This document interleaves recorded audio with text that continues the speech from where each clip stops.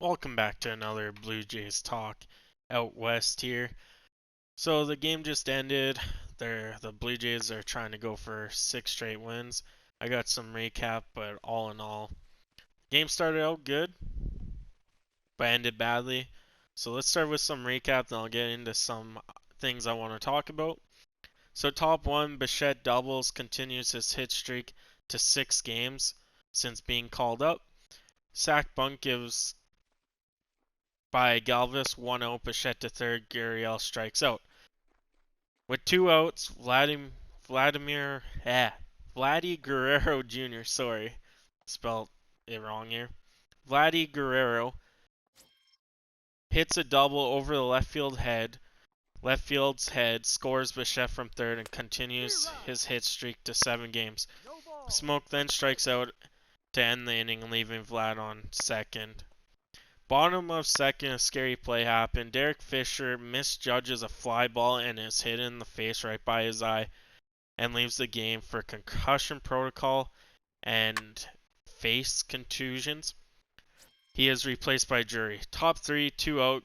Galvis at the plate hits a solo home run. Jays lead 2-0 with his 18th home run of the season. Bottom fifth, this is where things get shaky. Villar hits a solo home run, making it 2-1. Later in the inning, Mancini would hit a 3-run bomb to make it 4-2 for the Orioles. But the Jays weren't out of it.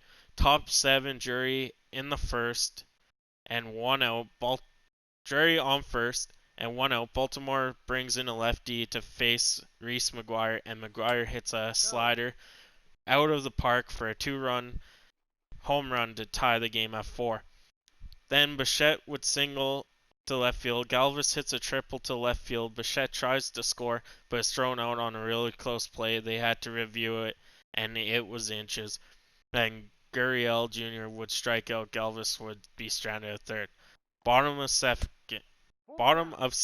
Boshier comes in for Pannone, who will get the no decision and end the night with a career-high 9 strikeout performance. Pannone would go 6 innings, giving up 4 earned runs on 4 hits. Still at bottom 7th, Boshier gives a walk and a double. Runners on second and third, no outs. Boshier gets pulled for Schaefer. Orioles get a single and runner scores from third, 5-4. Mancini grounds out into a fielder's choice, scores the runner from third.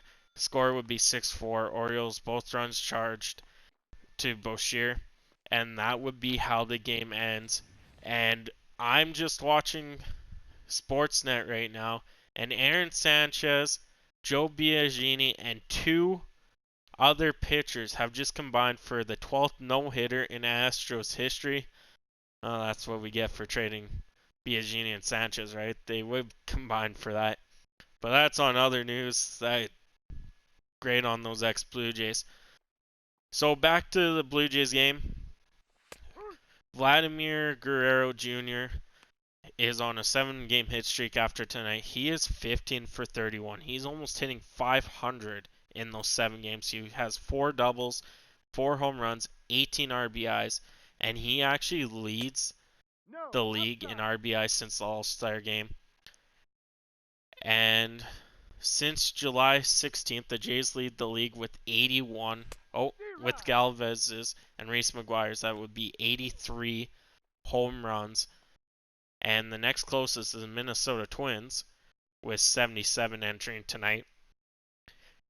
And game stats, Vladdy would go 3 for 4. He's my Blue Jays player of the game with a double and RBI.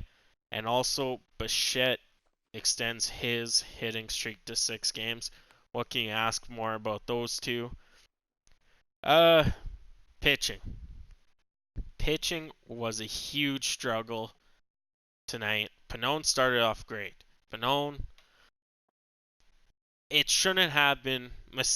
Mancini shouldn't have hit that home run.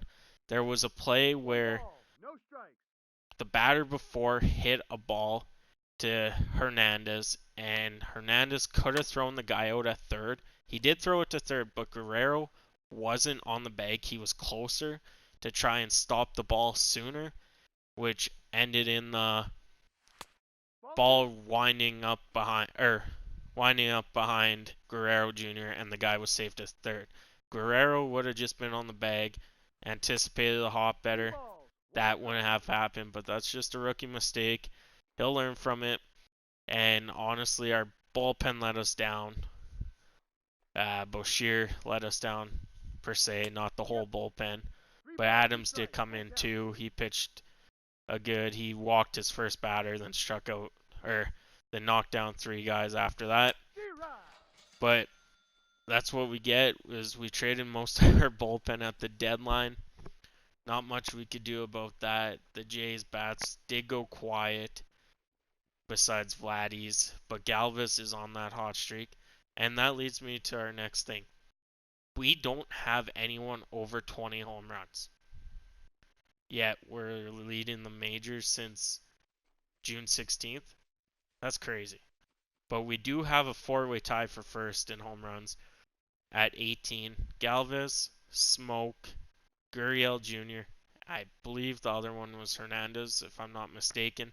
All have 18 home runs, so that's good.